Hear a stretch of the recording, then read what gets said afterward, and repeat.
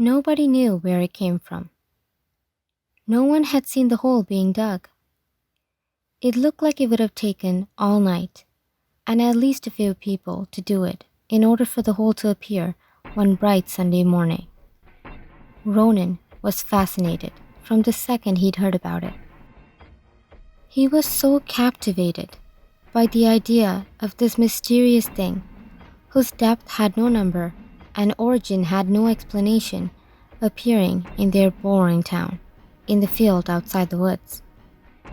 He went there, equipped with a camera and a measuring tape. He really wished he had friends to do this stuff with. He'd imagined he'd be the brave one of the bunch, and they'd all be so impressed by him.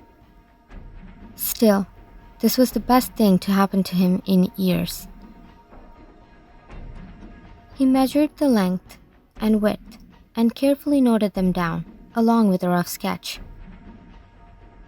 It's too small to have been an attempt at burying a body, he thought, unless they were going to do it vertically, but that doesn't seem likely. He shined a flashlight. A chill ran up his spine.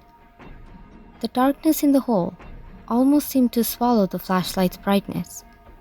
It was useless. Were his eyes playing tricks? He turned the flashlight to his face, and the brightness hurt his eyes. Ow! It's working. He propelled the measuring tape down with the touch of the button, and it seemed to go on forever. That's it, he said aloud. He gripped a stray root in the ground and started climbing down, deeper and deeper. It went so deep that his screams could not make it to the outside world. A whole day went by, and all the things that must happen when a child goes missing had been. The police were informed, an Amber Alert ensued, and a neighborhood search party was organized all day and had retired for the night.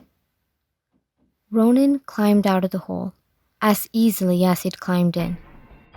He'd been spared. He knew he was special. He'd been chosen, and he was the brave one of the bunch. Others wouldn't have survived, he thought, smirking.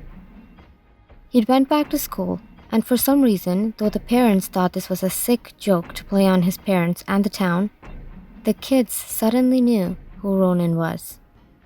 They high-fived him and laughed at the greatest prank ever pulled. He happily high-fived them back and laughed and told a story that never happened in great detail. I watched them look for me, he said, and had just been hanging out around town the whole time. He made a lot of friends that year and visited the hole often. And 3 years later, on his 17th birthday, he invited them all to a party. He gave a toast, which kids thought was weird, but it was Ronan, and he's a great laugh. He gave them his special blend punch with a secret ingredient. And when the party quieted down, one by one, he loaded them onto his truck. A great mound of bodies. He dragged each body to the hole from the truck and tossed them down, one after the other. Any other kid would have chickened out and chosen to stay in the hole. Not he. He'd paid the price asked of him by the man in the hole. Now he's free. But all his friends were down there, together. So he smiled and climbed down.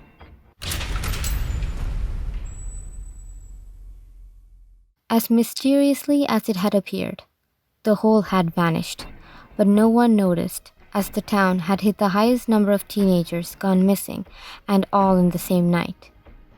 And nearly 100 miles away, in another town, a hole appeared in the backyard of a lonely little girl who considered herself to be very brave.